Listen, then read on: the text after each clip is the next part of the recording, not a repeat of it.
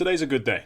We've got a new intro, got a fresh haircut, and we got some French roster moves to talk about, as well as, well, some of my favourite players to discuss, so let's get into it. So first things first. Vitality have dropped RPK and replaced him with Kyojin.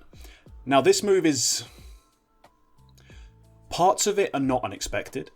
Parts of it are. For a long time now, me and others in the community have theorised that the next player to go on this Vitality roster will be RPK. Either that be retirement, or a benching, or some sort of mutual contract ending, so he can go off and play on a different team with less pressure as his career starts to wind down realistically. At this point, there aren't too many things that RPK has left to...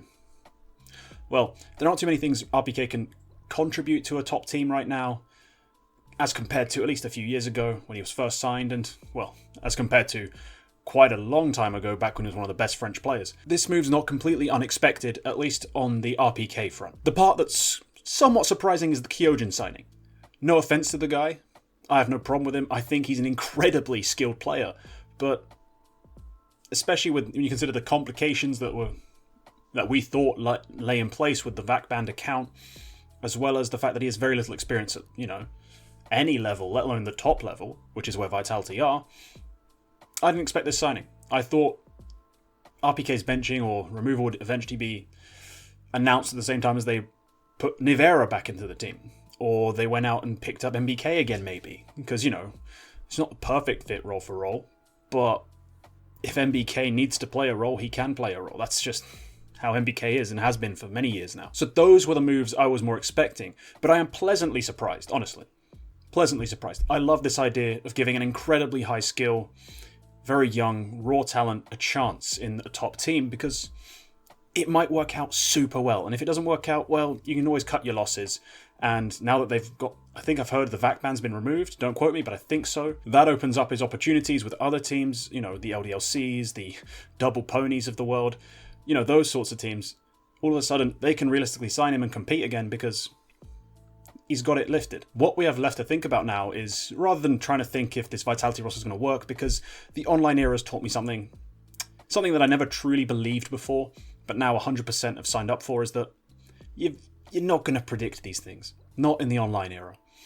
Back when we had LANs, we had real events, moves were typically not easy to read, but a lot easier. Right now, anything could happen. Vitality can win the next 4 events, for all I know. So I'm not going to try and predict anything about Vitality. Instead, I want to talk about, is there a second French team out there that's worthy of being considered a realistic competitor? A team that could maybe not directly compete with Vitality now. A team that could realistically compete in the top 20 and make the French scene into a scene again rather than one team and then everyone else. Like the good old days. The highest ranked team in France that isn't Vitality is Double Pony. Now, Double Pony is a strange case because it feels kind of out of nowhere that they appeared, because the current roster is Body, Lucky, Afro, Joko, and then MBK is the most recent addition, and probably the pièce de résistance, the cherry on top, really, for this roster. He's the biggest name. The reason it's such a pleasant surprise that they're doing somewhat well is that, well, a lot of these players either have never made it, or when they did make it, immediately fell back down. Body and Lucky were both with G2 at the highest level, and 1 up to snuff feels a bit harsh. They were playing really bad roles, like, the roles that aren't supposed to get the massive amounts of frags. But still, they were underwhelming. They got demoted. I mean, many of them consider them scapegoats because the system of the team just wasn't good enough, but they didn't make it. Afro and Joko are pretty much nobody if you don't follow the French scene or pay attention to really low-level events. So for the large amounts of the CSGO community, they have never heard of these guys. MBK being on this team is, of course, a pretty cool thing. He's got a great mind for the game, incredibly skilled, incredibly versatile, so he's always a valuable add. The question is now how much better could this team be? We currently have 2 very important French-speaking free agents not free agents, benched players / free agents. It's murky, of course, to the layman who doesn't have all the inside knowledge. So we have Nivera and we have Kenny S. As far as I know, they're both just benched with buyouts, but editor man, correct me if I'm wrong. Yeah, Kenny S coming in for Afro would be a direct upgrade. It'd immediately make the team maybe not tier 1, obviously, but what we're aiming for here is a top 20 side, and Kenny S improves their odds somewhat. Sure, he's had a terrible run of things in 2021 because, well, it just hasn't been his year. It's not the first time we've seen Kenny S fall down, but it also wouldn't be the first time we've seen Kenny S come back. So putting him on a team where there's fewer stars, fewer big names, where he will get all the space and resources he really needs to shine, I only see that as a plus, and honestly, I don't think the other players on the team would mind making that much space. Body and Lucky have both played supportive elements, so has MBK. You can't expect Lucky and Body to both be putting up, 1.14, I think is their ratings roughly right now. That's pretty high compared to what they were putting up when they were playing in G2. Those two can't be expected to maintain that sort of level against higher tier opposition, so bringing Kenny S, giving him some more space and resources than probably Afro receives right now, would be a benefit. Finally, Nivera. So who would you replace with Nivera? Of course, the first choice, Joko. He's not the biggest name on the team by a long shot, as in no one's heard of him, and he's also not the biggest statistical performer on the team. The question is, if I bring Nivera in for him, and I make Nivera one of the stars of the team, will the team system or the team work with that new setup? It's my honest opinion that they could. Lucky in-game leading has clearly had some success. If you bring in MBK to be a secondary caller and you allow Body, Nivera and Kenny to be your three, they won't necessarily have to be the best players every game, but the three players you expect a good performance from, the three players you expect to carry the team, following the Thorin model of how a team should be composed, should be first, second star, the two big names, and the third star who's kind of a hybrid between a glue guy and a really big fragger. So you'd have Kenny and Nivera as those first two, and then Body's the third guy. I could honestly see that team breaking into the top 20, and we could be talking about France, about an actual scene of competing teams who could actually, viably play against each other in a tournament like ESL Pro League or a Blast, maybe Flashpoint if anyone ever plays a Flashpoint again. Next on this topic is the viability of the LDLC team. Now, yes, in their last best of 3, they beat Double Pony, as someone was very quick to point out when I said that Double Pony were the second best French team and that the rest was shite. But let's just go through them player by player. The LDLC team is Sixer, Lambert, Hadji, Maka and Kios. And at this point, you cannot expect much scalability having Lambert on the team. It's just not going to happen. Sixer is more of the same. We've seen him closer to his prime play against top level opponents.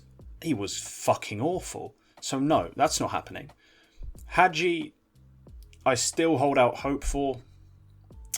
That being said, I've been holding out hope for Hadji for the best part of 5 years now, so fuck it. Maka is a bit of an unknown entity for me. He's the AWP for the team. He puts up some good numbers. I'd rather have Kenny S right now. I don't really see anything that would tell me that he's a better player than Kenny on current form or historically. Kios is my favourite player on this team because, well, he's got the most left to show, and also he's pretty good. The little I've been able to watch of LDLC over the last few months, I've actually kind of liked Kios. So if this dream double pony roster gets made with Nivera and with Kenny S, I could see them bringing in a Kios at some point if, say, MBK leaves or if Body isn't pulling his weight. Something like that happens. I could see Kios being a realistic signing, maybe not a direct upgrade immediately, but a viable option. Shit. I have just realised that this entire time I've been talking about Lucky as the IGL, I meant Body.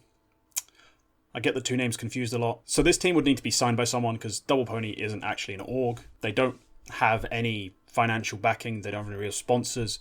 So they'd need to be picked up by someone.